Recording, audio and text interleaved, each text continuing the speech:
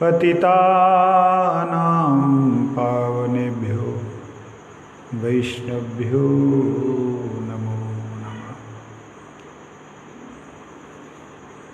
नमो महावदन्याय कृष्णप्रेम प्रदायते कृष्णाय कृष्णचैतन्य नामिने गौरत्विषे नमः।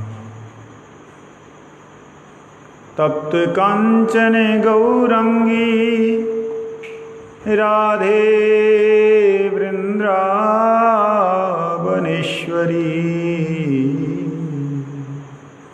वृषभानुसुते देवी प्रणमामि हरिप्रिये।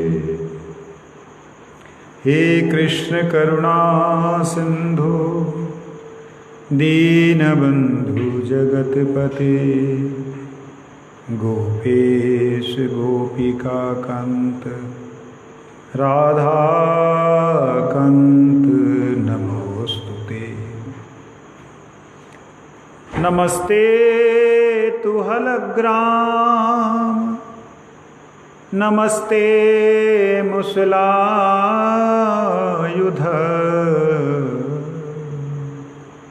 नमस्ते रेवती कांत नमस्ते भक्तवत्सल नमस्ते बलिनाम श्रेष्ठ नमस्ते धरणीधर प्रलंबारे नमस्ते तु त्राहि मां कृष्ण पूर्वज।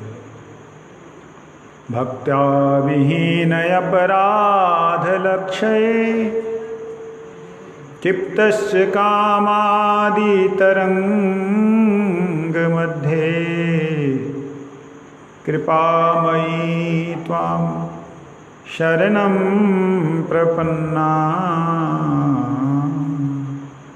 वृन्दे नमस्ते चरणारविन्दम्। श्री कृष्ण चैतन्य प्रभु नित्यानंद श्री अद्वैत गदाधर श्रीवासादि गौर भक्तवृंद। हरे कृष्ण कृष्ण कृष्ण हरे हरे हरे राम राम राम हरे हरे।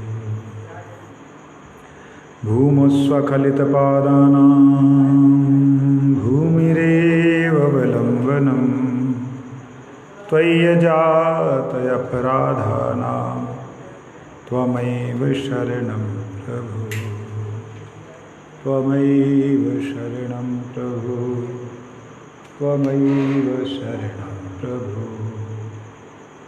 सबसे पहले परम आराध्यतम पतित पावन परम करुणामय नित्यलीला पुरुषोत्तम विष्णुपाद श्री श्रीमद् भक्ति वल्लभ तीर्थ गोस्वामी श्री गुरुदेव महाराज के चरणों में उनकी अहेतु की कृपा की प्रार्थना करता हूँ।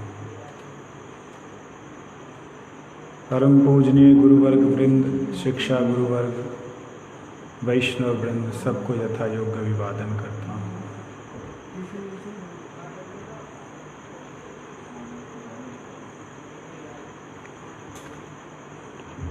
इसका थोड़ा इको भी कम कर देना, उसके कारण विस्लिंग हो रही। पीले वाला पहला बटन थोड़ा कम कर दो।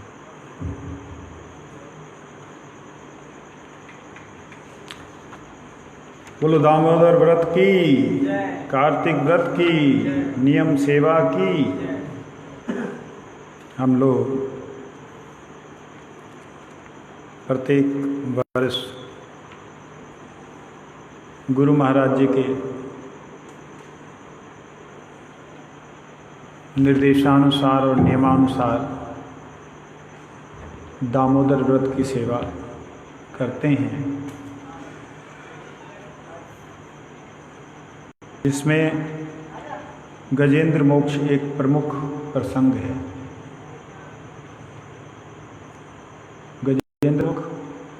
क्यों मुख्य प्रसंग है।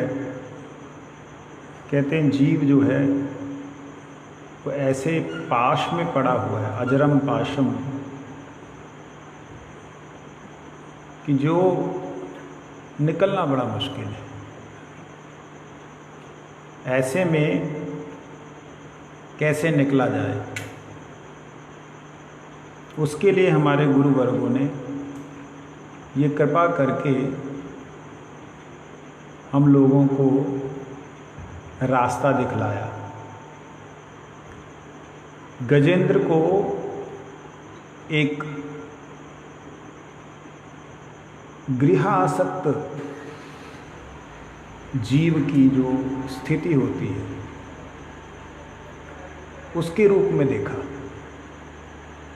और सुखदेव जी ने भी उसका वर्णन ऐसे ही किया है। एक विषयी व्यक्ति किस प्रकार से संसार में आबद्ध रहता, फंसा हुआ होता है, और अपनी अगर चेष्टा से कभी निकलने की कोशिश करे तो वो एक के बाद एक चेष्टा करने पर और गर्त में चल जाता रहता है, यहाँ तक कि उसकी संपूर्ण शक्ति नष्ट हो जाती है। विषय रूपी ग्राह उसने पकड़ रखा है, और वह विषय रूपी जो ग्राह है उसके कारण जीव कभी भी इस संसार सागर से निकल ही नहीं सकता, अपनी चेष्टा से कभी नहीं निकल सकता। इसलिए यहाँ पे हमारे गुरु वर्गों ने गजेंद्र मोक्ष को प्रमुख रखा है। यहाँ पर शुरू में जो अष्टम स्कंद का द्वितीय अध्याय है उसमें गजेंद्र का जो प्रसंग शुरू होता है उस पे जो संकट आता है उस संकट का वर्णन शुरू में दिया है कि संकट आया तो कैसे। गुरु महाराज जी जब इसे पढ़ते थे तो अक्सर मुस्कुराते हुए बोलते, कहते कि ये जो सब पेड़ पौधे पर्वत ये सब जो वर्णन है इसका क्या फायदा, इसका क्या है, इसका क्यों इसको हम करते हैं। तब बोलते हैं श्रीमद् भागवत जी में जो भी कुछ दिखता है वो सारे का सारा भगवत कथा है। किसी भी भक्त के द्वारा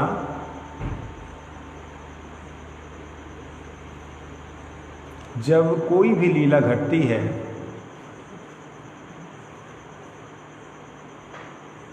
वह लीला के साथ में जो भी कुछ होता है उसे पढ़ना सुनना भक्ति का अंग है,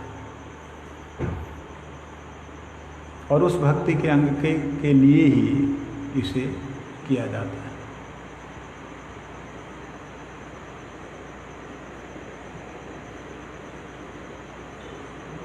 तो सरोवरों का नाम, पेड़ों के नाम, पक्षियों के नाम, ये क्या भक्ति का अंग है? नहीं, भक्ति का अंग। तो भागवत जी में क्यों लिखा? और सुखदेव जी मरने के टाइम पे ऐसी चीज़ों का नाम लेकर क्यों समय बर्बाद कर रहे हैं परीक्षित महाराज का? भाई परीक्षित महाराज तो बेचारे मरने वाले, ऐसे समय में शरीर छोड़ने वाले टाइम पे वो ये पेड़ पौधे पक्षी और इन सब का नाम क्यों ले रहे हैं? क्यों हमारे श्रीमद् भागवत जी में बहुत से ऐसे प्रसंग जो कि भक्त चरित्र से पहले भूमिका रूप में बोले गए, उसका एक कारण है कि जीव जिन जिन वस्तुओं पे आकृष्ट होता है, जो जो चीज़ें उसे अच्छी लगती हैं वो सारी की सारी चीज़ें दिखला करके ये सब बंधन का कारण है। इसमें तुम कहीं भी आसक्त मत हो, फंसो मत। ये सब कुछ था उस चित्रकूट पर्वत का जो वर्णन किया है, त्रिकुट पर्वत का जो वर्णन किया है, वो त्रिकुट पर्वत में इतना कुछ जो दिखाई दे रहा है, वो बताने का मतलब है कि ये पर्वत है। ये ऐसा नहीं है कि भागवत जी कल्पना है। अभी जैसे कुछ वैज्ञानिक लोग कुछ खोज करते हैं तो वो लोग सोचते हैं हमने किया, लेकिन वो सब पहले ही शास्त्रों में हमारे वर्णित है। तो आज हम गजेंद्र के इस प्रसंग को पढ़ेंगे। श्री शुक उवाच आसीद गिरिवरो राजन्स्त्रीकुटा इति विश्रुतः क्षीरोदेनावृतः श्रीमान् योजनाच्युतम् उच्छ्रित्य तावता विस्तृतः प्रयक त्रिभिः शृङ्गे पयोनिधिं दिशाखं रोचयन्नास्ते रोप्यायस् हिरण्यमये अन्येश्च ककुका कभुका सर्वा रत्नधातुविचित्रते नानाद्रुमलता गुल्मेर निरघोषैर्निर्झराम्भसा। ये वर्णन जो कर रहे हैं, कहते हैं कि क्षीर सागर के द्वारा घिरा हुआ त्रिकुट पर्वत है। अब प्रश्न होता है क्षीर सागर, इसका मतलब ये ब्रह्मांड के अंदर है। जो क्षीर सागर का हम भगवान विष्णु का शयन, भगवान विष्णु विराजमान रहते हैं, उसमें शयन करते हैं। ये जो बात सुनते हैं, पता लगता है कि ये क्षीर सागर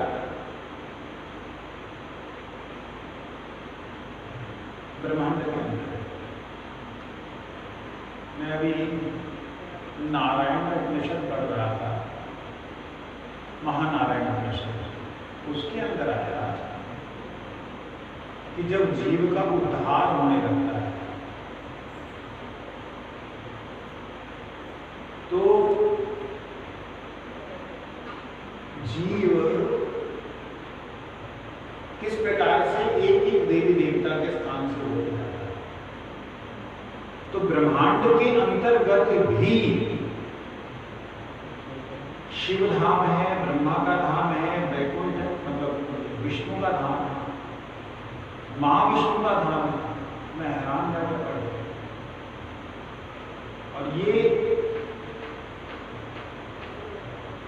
क्योंकि पृथ्वी के अंदर जो भी तत्व है वो सूरज और चंद्र के कारण वो नष्ट होता है, उसके अंदर विकार आते हैं। अगर दुग्धशाही दुग्ध का सागर है, क्षीर सागर है, उसमें तो विकार कुछ नहीं हो रहा। अगर विकार हो तो वो दूध का सागर ही नहीं रहेगा, हट जाएगा, लेकिन दुग्ध सागर है। ब्रह्मांड में होने के बाद भी दिव्यता है, ब्रह्मांड में होने के बाद भी दिव्यता है। तो सुखदेव जी कहते हैं त्रिकुट नाम का एक विशाल पर्वत है, ये 10,000 योजन मतलब 80,000 मील ऊंचा है। 80,000 मील कितना हो गया? एक मील में 3 मील है, एक मील में 1.5 किलोमीटर। 80 का मतलब 120, 80 मील, 80,000, 120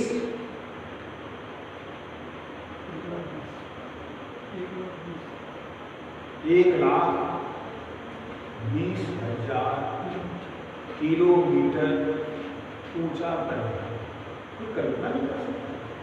पृथ्वी जो है ना, पूरी पृथ्वी वो 50,000 किलोमीटर की उसकी वो है, क्या बोलते इसको, सर्कल रेडियस, रेडियस डायमीटर 50,000 मात्र, उससे भी कम है। और ये 120 मतलब 1,20,000 किलोमीटर ऊंचा पर्वत, उसको क्षीर सागर के द्वारा जो है चारों तरफ से घिरा हुआ, मतलब क्षीर सागर कितना बड़ा। हम कल्पना कर सकते हैं घटना कहां की है।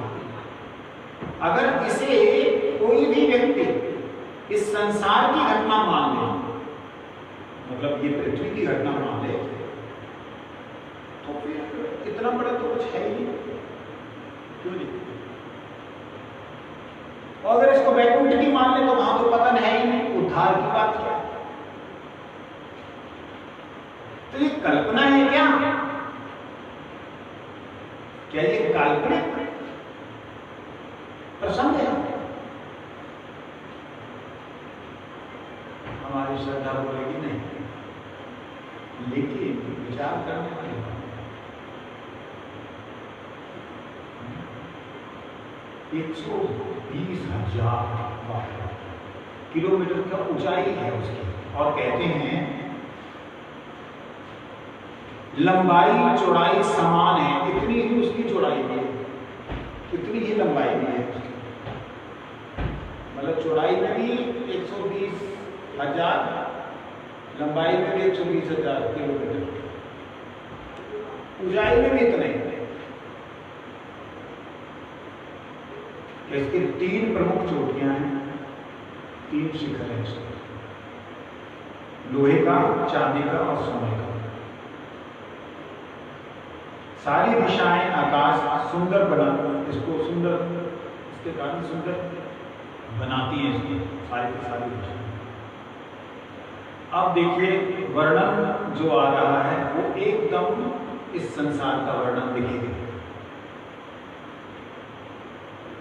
पर्वत में अन्य चोटियां जो भी हैं, जो रत्नों और खनिजों से पूर्ण हैं और सुंदर वृक्ष लताओं झाड़ियों से अलंकृत हैं। पर्वत के झरनों से जो ध्वनि उत्पन्न होती है वो सुहावनी है। इस प्रकार यह पर्वत सभी दिशाओं में सुंदरता को बढ़ाते हुए खड़ा है। साचा निज्यमानांघ्रि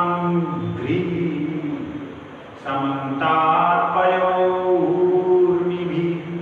करोति श्यामलां भूमिः हरिणमरकताश्चभिः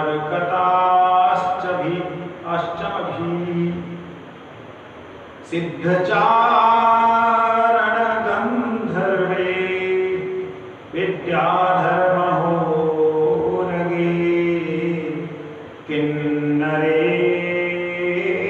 किन्नरेरप्सरोभिश्च क्रीड्यभिर्दुष्ट जुष्टकंदर। कहते चारों तरफ उसके सुंदर सुंदर पेड़, लताएं, झाड़ियां, झरने, और झरनों के गिरने से दिव्य ध्वनि उत्पन्न हो रही है। बिल्कुल एकदम जहाँ जो इस संसार का जैसा वर्णन है ना, जैसे हमारे पेड़ पर्वतों के पास हम लोग जाते हैं बड़े बड़े झरनों के पास, ऐसा दिख रहा है। इससे ही पता लगता है कि केवल इसी धरती पे ऐसा नहीं है, इसके अलावा भी ऐसा है, जिसकी खोज वैज्ञानिक लोग करते करते करोड़ों खरबों रुपए खर्च कर देते हैं, और कई बार नुकसान भी होता है, लेकिन कुछ नहीं मिल रहा। तो ये कहाँ की जगह है, इसको विचार करना चाहिए हमसे, ये कहाँ हो सकता है। हमें श्रीमद् भागवत से पता चलता है कि समुद्र कई प्रकार के हैं, कहीं दूध का सागर है, कहीं सुरा का सागर है,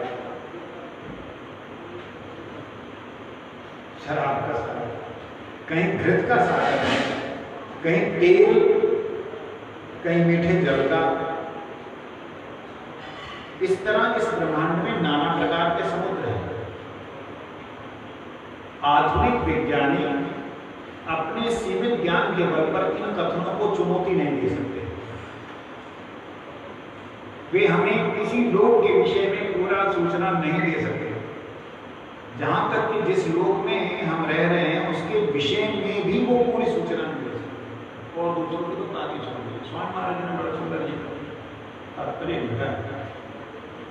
इस श्लोक से हम समझ सकते हैं, यदि किन्हीं पर्वतों की चोटियां, घाटियां दुग्ध से प्रज्वालित हो तो उसमें मरकत मनियां उत्पन्न हो सकती हैं। किसी में इतनी समर्थ नहीं कि भगवान द्वारा संचालित प्रकृति के कार्यकलापों का अनुकरण करें।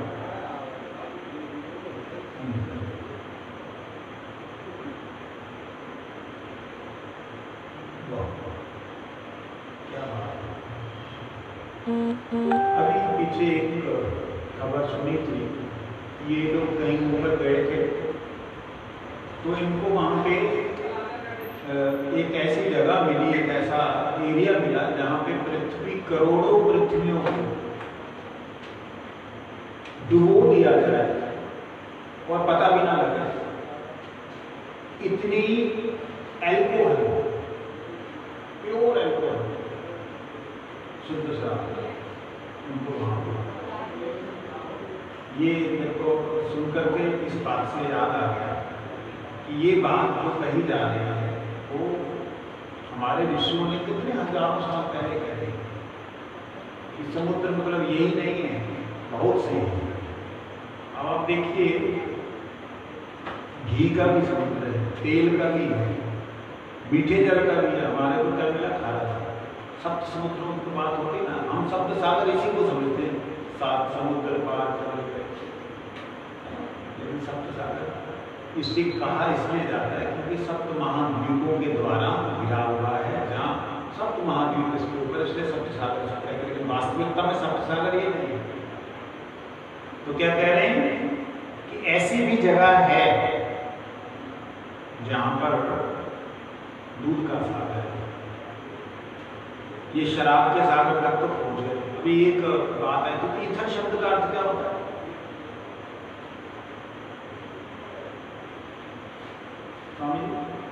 ईथर, स्पेस, स्पिरिट को ईथर। ईथर मतलब ऐसी जगह जहां पर गैस ही गैस है, लेकिन कैसी गैसें हैं उन्हें समझना पाना मुश्किल है। तो आकाश जो है वो गैसों से भरा हुआ है, उसके अंदर में हमारी इस पृथ्वी से खरबों गुना बड़े बड़े बड़े बड़े ग्रह हैं, खरबों गुना। हमारी पृथ्वी को वहाँ कुछ भी नहीं है। सूरज हमारा सूरज करोड़ों गुना बड़ा है। सूरज जो है कहाँ पे जाकर के रेत के कण के बराबर हो जाता है। ऐसे ऐसे ऐसे बड़े बड़े ग्रह हैं, तो उनके अंदर में ये एक जगह है। इसे हमें पूरी तरह मान करके कथा सुनने से तब हमारा विश्वास बनेगा कि हाँ ये सत्य घटना है। और उस जगह की बात को यहाँ कैसे इन्होंने लिख दिया, वेद व्यास जी ने उस जगह की घटना को यहाँ कैसे लिख दिया? कहते वह त्रिकालदर्शी हैं, सर्वज्ञ हैं और सर्वगवाह हैं, सर्वत्र जगह जा सकते हैं, सब जगह जा सकते हैं। और जहाँ जहाँ भगवान की लीला, जिस जिस लोक में भगवान की लीला और जिस जिस ब्रह्मांड में भगवान की लीला हुई है, इस द्वापर के अंत तक वेद व्यास जी ने उन्हें सबका वर्णन किया, सबका मतलब प्रमुख का वर्णन किया। और उन प्रमुखों में एक लीला आई है। कहते हैं उच्च लोक के वासी, स्वर्ग के लोक वासी, इसका मतलब स्वर्ग वाले लोग वहां कितने मनाने जाते, स्वर्ग से भी श्रेष्ठ है। सिद्ध, चारण, गंधर्व, विद्याधर, पूर्व, किन्नर तथा अप्सराएं इस पर्वत पर क्रीड़ा करने के लिए जाते हैं, आनंद लेने के लिए। सारी गुफाएं हैं जो कि स्वर्गवासियों से भरी रहती है, तरह तरह क्यों भरी रहती है? भोग करके लोग वहां जाकर आनंद मनाते हैं। ये क्षीर सागर के अंदर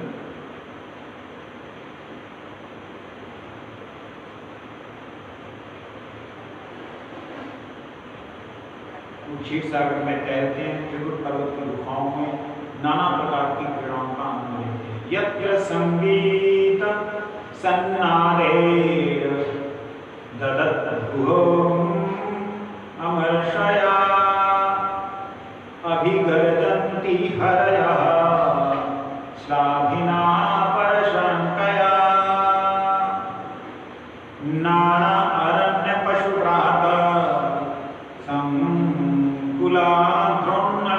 मंडिता चित्रध्वमसुरोद्यान कलकंठ विहंगमा सरित्सरोद्भिरशोदे पुलिनेर्मणिपालुगे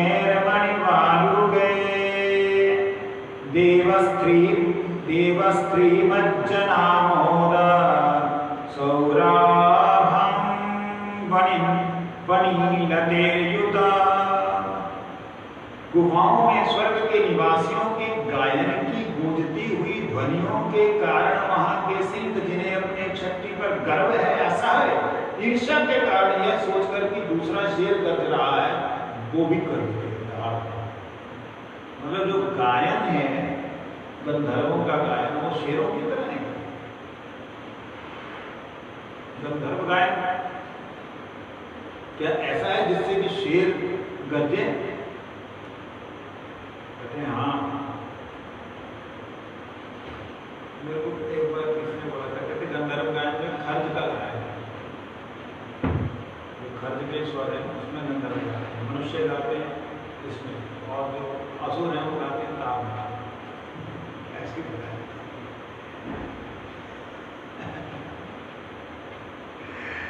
तो खर्च में गाने से, नीचे के गाने से उसे लगता है कि उससे प्रतिध्वनि हो रही, कोई और गा रहा है। आपने शेर की गर्जन सुनी है? रियल शेर?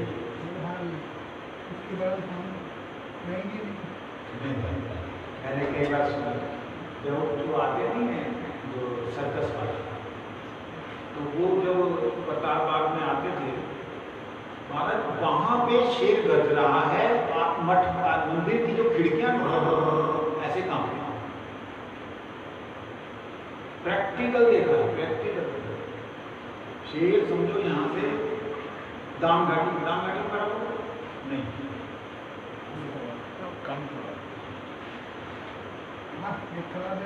कलाधारी के बराबर इतनी दूर पे प्रतापबाग, वहां वो गरजता था, खिड़कियां इतनी उसकी घटी। जैसे हमारा ये बजता है ना, क्या बोलते हैं, जैम्बे जब बजता है ना, तो उसकी बजाता तो धीरे ही है, जोर नहीं मारता, लेकिन उसकी धमक कितनी दूर तक है। ऐसे जब वो लोग गाते थे तो गाने में उनके सुरों में वो जब टक्कर मारती थी आवाज, तो वो शेर को ऐसे लगता था कि वो है क्या मैं, क्योंकि शेर एक ही रह सकता है जंगल में, जहाँ दूसरा अपना जंगल बनाओ दूसरी जगह, एक जगह पे एक ही शेर, दो शेर। तो ये बात कहते हैं कि लोकोत्तर उच्चतर लोकों में न केवल विभिन्न प्रकार के मनुष्य ही हैं, अपितु सिंह तथा हाथी जैसे पशु भी हैं। ऊपर के लोगों में शेर और हाथी जैसे पशु हैं। जरूरी नहीं है कि शेर हमारी तरह ही शेर है, वहां शेर की हो सकता पूंछ जो है वो ड्रैगन की तरह हो, जैसे पलमपुरी की समाधि में जो बनाए हुए थे जीव जंतु हो सकते हैं कि वहां अलग तरह के। अब यहाँ पे जो है वो मर गए, क्या नाम, डायनासोर, हो सकता है दूसरी जगह ऐसा हो, कहने का मतलब अलग अलग। इस प्रसंग में श्री रविन्द्रनाथ ठाकुर जी का गीत है, ऐसी सृष्टि, ऐसी भगवान की लीला, उसके बारे में कहते हैं। केशव तुया जगत विचित्र, हे केशव आपका जगत बड़ा विचित्र है, रंग बिरंगा नाना प्रकार की किस्मों से पूर्ण है। भू विज्ञानी, वनस्पति विज्ञानी तथा अन्य तथा कथित विज्ञानी अन्य लोगों के विषय में मनोकल्पना करते हैं, किंतु उनकी विविधताओं का अनुमान न लगा पाने के कारण वे झूठी ही कल्पना करते हैं कि इस लोक को छोड़कर अन्य लोग सारे शून्य और निर्जन धूल से भरे हैं। लोग ऐसे बोलते हैं, चांद जो है धूल से भरा हुआ। कहते हैं अभी रिसेंटली चांद की तस्वीरों को देखा, मैं उसको देख के हैरान हो गया। उसके अंदर ऐसे ऐसे बड़े बड़े सर्कल्स हैं और बीच में एक ऐसे गोले से हैं, मतलब जैसे कि कभी किसी समय में वहाँ पे जा तो पानी था, जहाँ उसने सब कुछ सोख लिया, खींच लिया, जैसे वैक्यूम किया हुआ होता है ना ऐसा।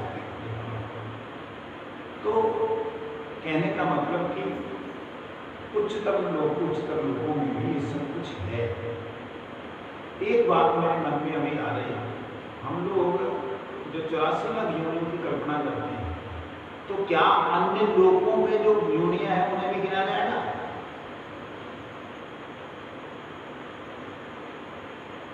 मैंने ऐसा दिया था, मुझे किसी ने पूछा था, मैंने दिया था और मनुष्यों का ना किसी ने मुझे पूछा था, मैं गया था ना हाई स्कूल का स्टूडेंट पूछा था, बोलते कि इतना लोग जो मर रहे हैं, मरने के बाद तो वही लोग फिर दोबारा आएंगे, लेकिन इतना पब्लिक जो बढ़े जा रहा है, इतना पॉपुलेशन बढ़ते जा रहा है, वो कहाँ से आ जाएगा? तो दूसरे लोग से भाई अनंत ब्रह्मांड है, अनंत ब्रह्मांड के जीवों को जीव के सारी गणना है, 84 लाख जो है, 84 लाख प्रकार का है, 84 लाख प्रकार की हैं, लेकिन ब्रह्मा जी के चतुर्मुख ब्रह्मा जी के ब्रह्मांड की बात हो रही है, अनंत ब्रह्मांडों की बात नहीं चल रही। चतुर्मुख ब्रह्मा जी के ब्रह्मांड में भी 7 लोग ऊपर 6 लोग नीचे हैं। इन 7 लोग ऊपर वाले जो हैं स्वर्ग,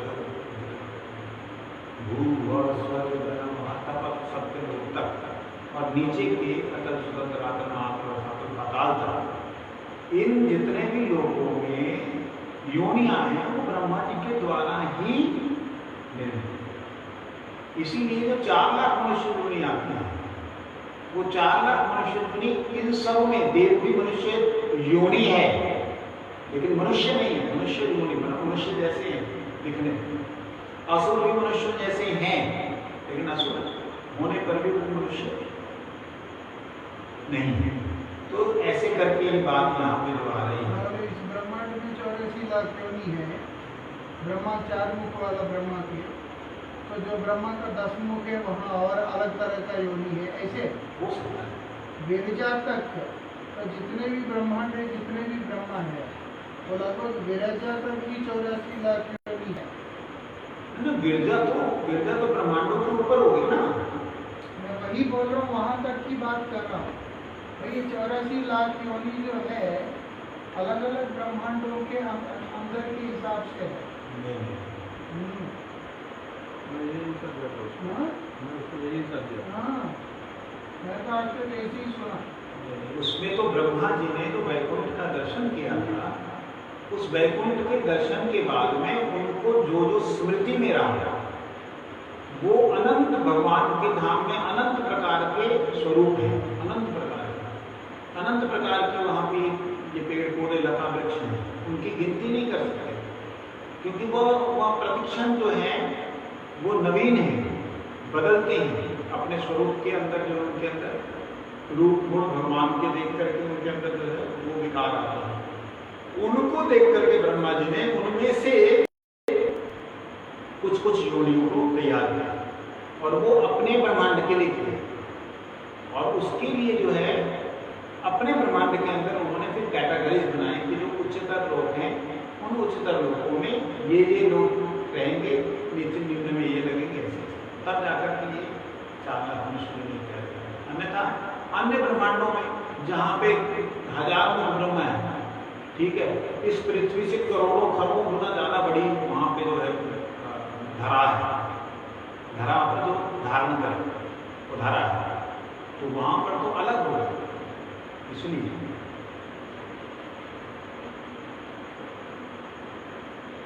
वहाँ भी हाथी और सिंह जैसे पशु भी हैं। जैसे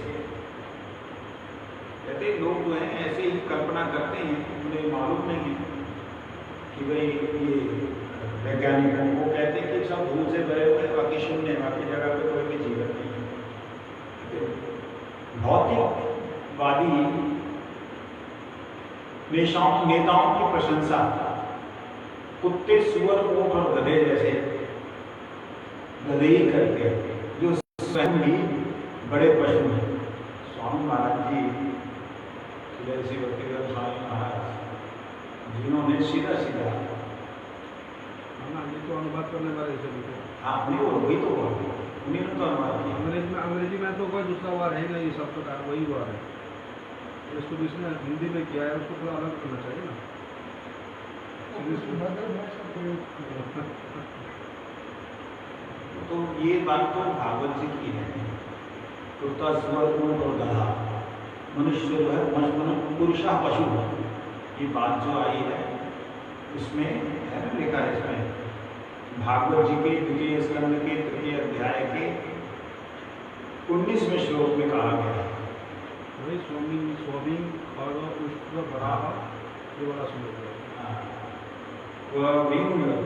वराह पुरोष्ठ खरे संस्तुता पुरुषा पशु।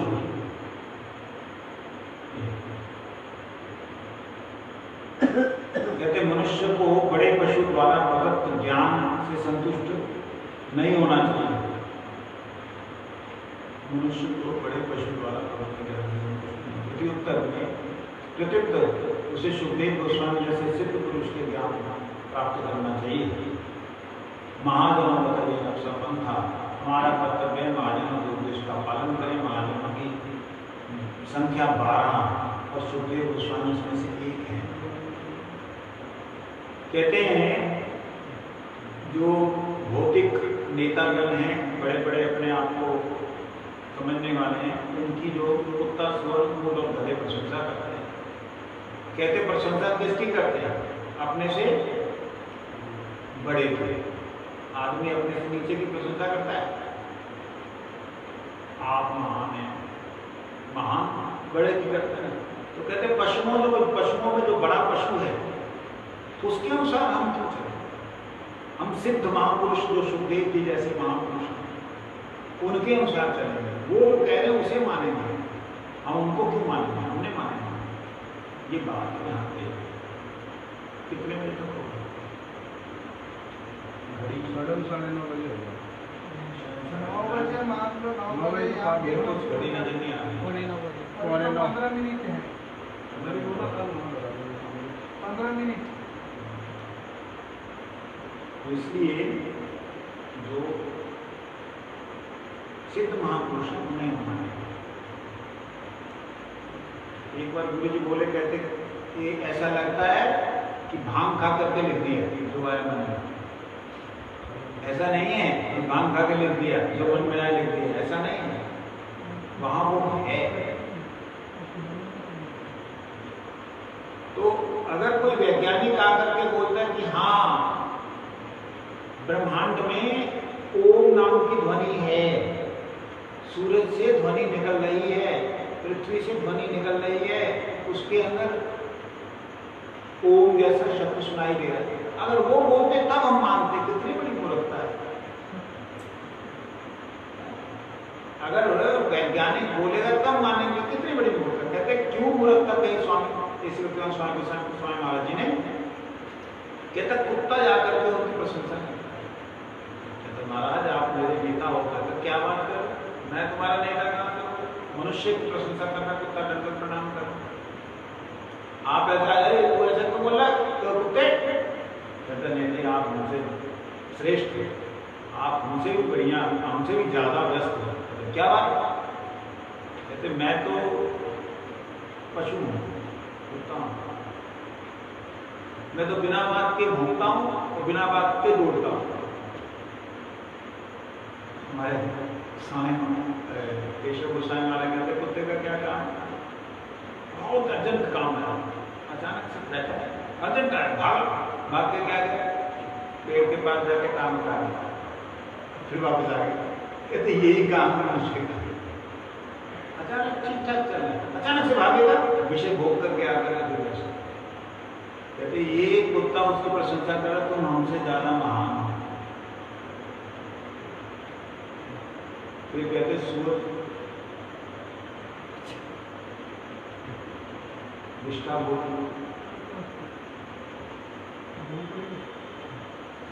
अपने आप ही हो, निष्ठा बोली है। ऊंट कांटे खाता है, गधा भार होता है, उन्हें अपना स्वार्थ नहीं। कहते इसलिए हम चलेंगे महादेव में बताएंगे। जहाँ महादेव गए हैं उन्हीं का रास्ता। त्रिकुट पर्वत के नीचे की घाटियां अनेक प्रकार के जंगली जानवरों से सुशोभित है। देवताओं के उद्यानों में जो वृक्ष हैं उन पर नाना प्रकार के पक्षी सुरीली तान में चहकते रहते हैं।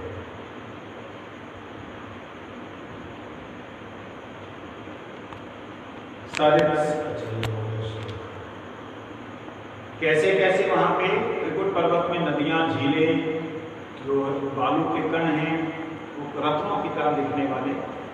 कहते हैं जहां पर देवताओं की स्त्रियां स्नान करती हैं तो उनके शरीर से जल स्पर्श करके सुगंधित हो जाता है जल, और पवन के द्वारा जब वो जल के ऊपर से पवन निकलती है तो उसके बाद वायुमंडल सुगंधित हो जाता है। उसके बारे में कहते हैं कि ऐसा सुंदर स्थान है वो, ऐसा उच्च लोक है। तस्य द्रोणाम तस्य द्रोणायाम भगवतो वरुणस्य महात्मना उद्यानं मृतुर्नाम क्रीडं सूर्योषिताम् सर्वतो अलंकृतं दिव्यपुष्पफलद्रुमे मन्दारे पारिजातेश्च पाटलाशोकचम्पके च्यूते पियाले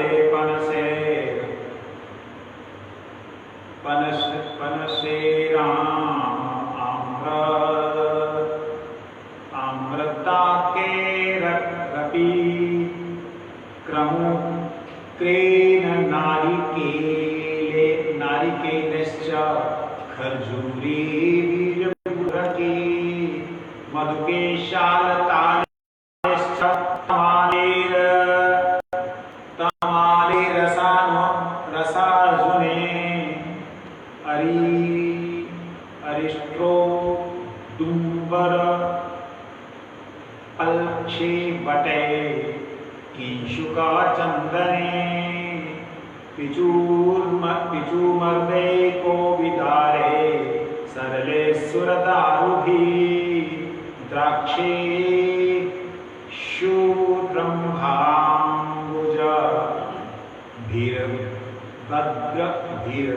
भद्रय यक्षा भयामले बिल्वे कपित्थैर्जम्बीरे वृतो भल्लातकादिभिः तमे संसरास सुविपुलं दशकाञ्चन पंकजम् कोमुदोत्पल्ल हल्लारशतपत्रयोजितं मतशतपदनिर्घुष्टं शकुन्तलेश्च कलस्वे स्वने हंसकारण्डावकीर्णम् चक्रावहि सारसेरपि जलकुक्कुटकोयस्त्री दात्यूह कुलपूजितं मत्स्यकच्छपसञ्चार जलपद पद्मरजपय कदम्बवेत्सना सनलनीप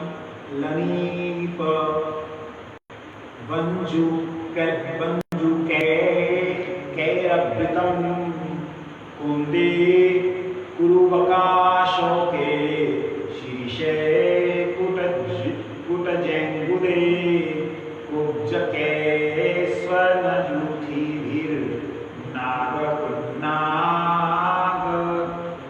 जातिभिः मल्लिकाशतपत्रैश्च माधवीजालकादिभिः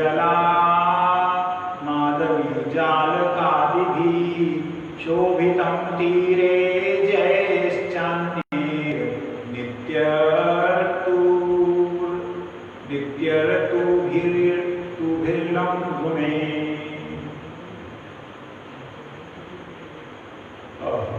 ये है चित्रकूट पर्वत। जिसमें बहुत सुंदर ऋतुमत नाम का उद्यान है। यह उद्यान महान भक्त वरुण जी का है। वरुण जी का स्थान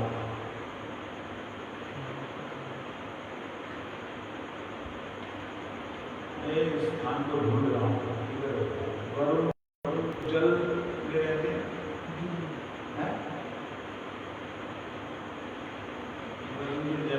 जल के देवता वरुण जी का उद्यान है। यहाँ देवांगना क्रीड़ा स्थल है। यहाँ सभी ऋतुओं के फूल फल हमेशा लगे रहते हैं। मंदार, पारिजात, पाटल, अशोक, चंपा, नाम विशेष, पियाल, पनस, आम, आम्रतक, प्रमुख, नारियल, खजूर, अनार मुख्य हैं। वहाँ का मधुक, तार, तमाल, असन, अर्जुन, अरिष्ट, उड़ू, उड़म्ब, पलक्ष, बरगद, किंशुक तथा चंदन के वृक्ष थे। वहाँ पर चीकुमर्द, पूवीदार, सरल, सुरदारू, अंगूर, गन्ना, केला, जम्बू, बद्री, अक्ष, अभय, आम्ल की भी थी। उस उद्यान में एक विशाल सरोवर था जो चमकीले सुनहरे कमल के फूलों से तथा कुमुद, कुल्हार, उत्पल तथा शतपत्र फूलों से भरा था, जिसमें पर्वत की सुंदरता की श्रीवृद्धि हो रही थी। उस उद्यान में बिल्व, कपित्व, जमधीर, भल्ला तक वृक्ष भी थे। मरमत्त भोरे मुसलमान कर रहे थे और अत्यंत मधुर ध्वनि से गान करने वाले पक्षियों की चहचहाहट के साथ वे कूद रहे थे। सरोवर में हंसों, कांडवों, चक्रवकों, सारसों, जलमुर्गियां, व्यक्तियों, कयो, वृष्टियों तथा अन्य चहचहाते पशुओं के झुंड के झुंड थे। मछली, कछुए इधर उधर तेजी से गति कर रहे थे। कमल के फूलों से वे परागकण गिर रहे थे तथा जल सुशोभित था। सरोवर के चारों ओर कदम, बेतस, नल, लीप,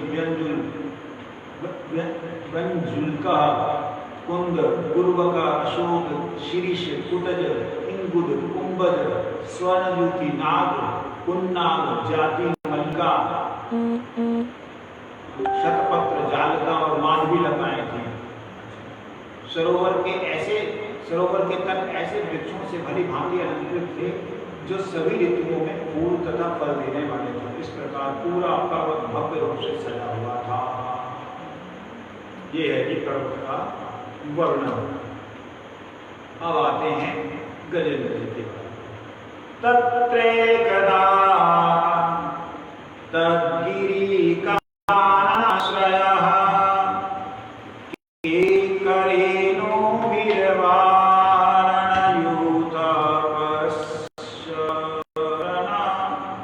स कंटकं कीचकवेणुवेत्रवत्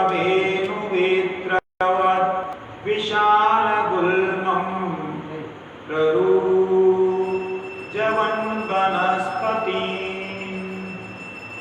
एक बार हाथियों का अगुआ गजेंद्र, उसका नाम गजेंद्र उसका इसलिए कि गजों का राजा, अगुआ, प्रमुख, इसलिए गजेंद्र कहा उसे, जो त्रिकुट पर्वत के जंगल में रह रहा था, अपनी हथनियों के सहित सरोवर में घूमने को निकला। उसने अनेक वृक्ष, लताओं, गुल्मों को जो चुभने वाले कांटे थे प्रमाण करके नष्टवर्त कर डाला। बुरी कहते कहते जो चल रहा था, तो चलने से वो जो बड़े बड़े पेड़ हैं वो उसके पैरों से कुचल रहा है। उसको हाथ सूंड लगा के पैरों से मूली गाजर कुचलते हुए जा रहा है।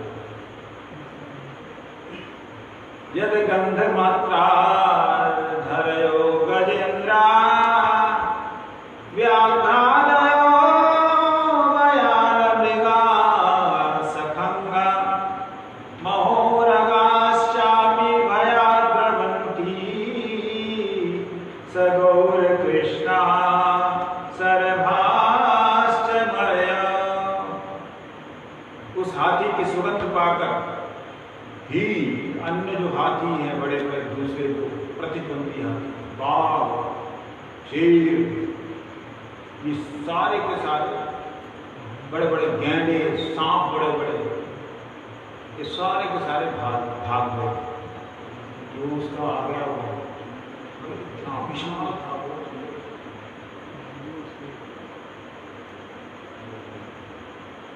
कहते हैं वृकावराह महिष शल्या गोपुच्छशाला वृका मर्कटाश्च अन्यत्र शूद्राः शशादय चरन्त भीताय अनुग्रहीन्। इस हाथी की कृपा से लोमड़ी, भेड़िया, भैंसे, भालू, सुअर, गोपुच्छ जैसे सेही, बंदर, खरे, हिरण और छोटे छोटे जो जंगली जानवर हैं वो इसके भय से, इसके साथ में कोई भी डर नहीं लगता उनको, क्योंकि बहुत बड़ा है, वो इनको कुछ बोलेगा नहीं, छोटे छोटे बच्चे से चलो चलो। और ये इसके कारण से सारे बड़े सुरक्षित इसके पीछे पीछे चलते रहते हैं, अपना जो खाना खोजना करते हैं, कोई नहीं लगता।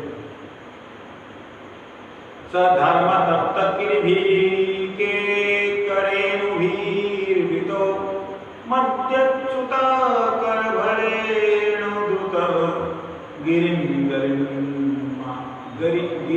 गरीम्ना परिता प्रकम्पयन् निषेव्यमानो अलिकुलेन मदाशने सरो नीलं पंकजेरेणोरुषितं जीभ्यविदूरान्मदा विह्वलेक्षणा वृत्तस्वायुथेन तुषार्दितेन ततः सरोवराभ्यासम् अथागमद्रुतम्। वो हाथियों का राजा गणपति झुंड के अन्य हाथियों और हथनियों से घिरा था और उसके पीछे पीछे हाथियों के बच्चे चल रहे थे। वे अपने शरीर के भार से त्रिकुट पर्वत को चारों ओर से हिला था। ऐसे 120 किलोमीटर, 120,000, 1,20,000 किलोमीटर के पर्वत को हिला था।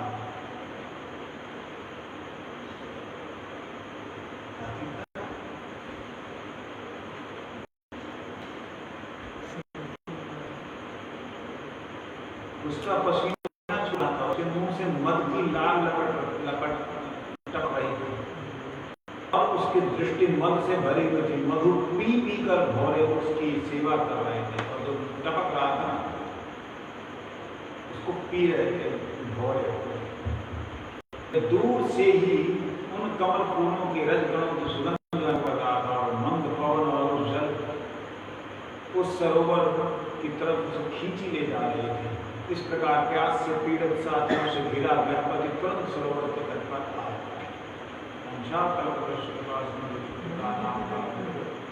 वैष्णव्यो नमो नमः।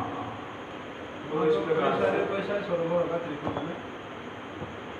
हाँ, ये तो वरुण जी का है ना। कई सारे सरोवर होगा, मतलब हाँ, बहुत सारे त्रिकुट के अंदर में, क्योंकि कहीं ना कहीं तो पानी पीने जाता होगा। हाँ, आज आज पहली बार यहाँ आया होगा। आज पहली बार में। लेकिन एक बात है, जैसे कई बार हम लोग देखे ना, कोई बुलडोजर चलता है, कोई जाता है जेसीबी, जब बुलडोजर पहले वो लोहे वाले होते थे, जो चलते बुलडोजर रोड रोलर, जब वो चलता है तो उसकी घबराहट, ट्रेन के चलने के बाद उसकी घबराहट, मतलब उसके कंपन दूर तक रहती है। तो ऐसा ही होता होगा कि जब चलता हुआ धूम धूम धूम तो चारों तरफ उसकी कांपता होगा, ऐसा होगा।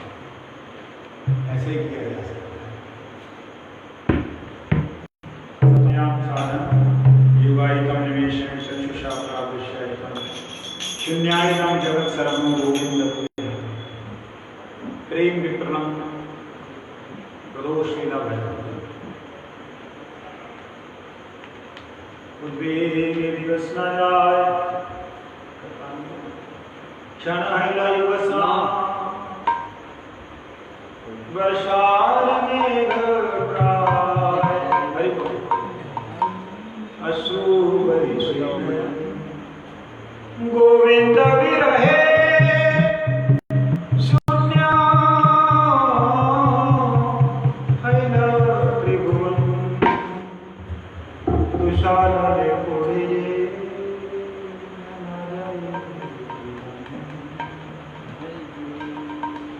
गाइते गाइते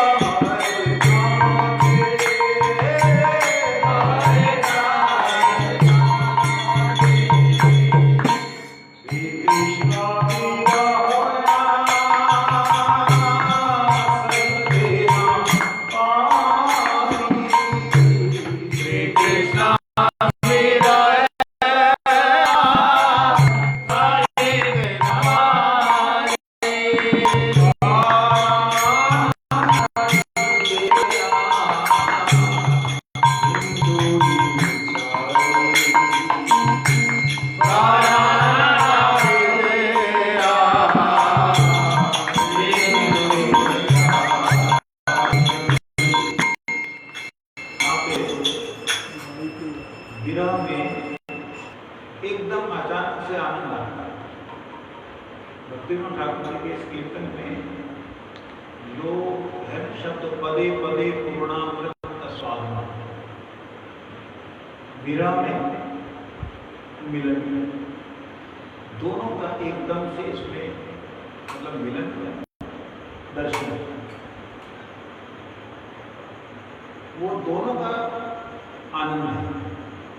विरह में तो आया गायते गायते नाम क्या दशा हो, सुंदर धरा ये ब्रजवासी पर मेरे दर्शन कराओ। फिर उसके बाद में मैं बस प्राण छूटने वाले हैं, ऐसी स्थिति जैसी आती है तो क्या होता है, गायते गोविंद नाम उपजिल बाबा,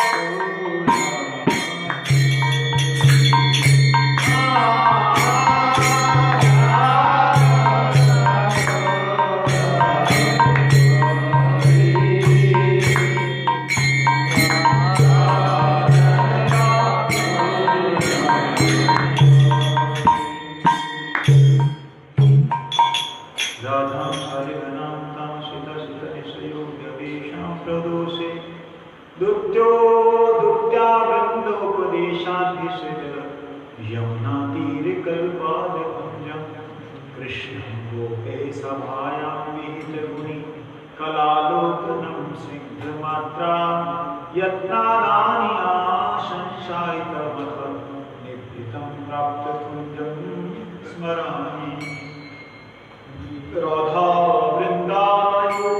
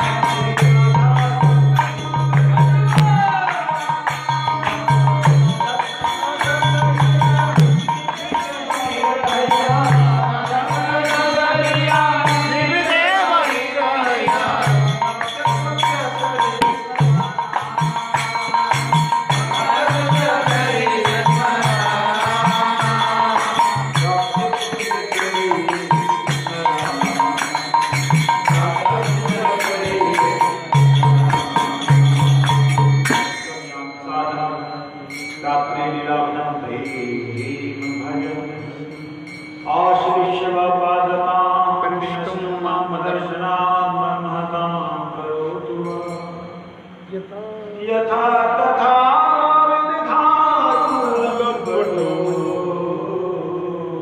मतदाननाथस्तु सैव न परः।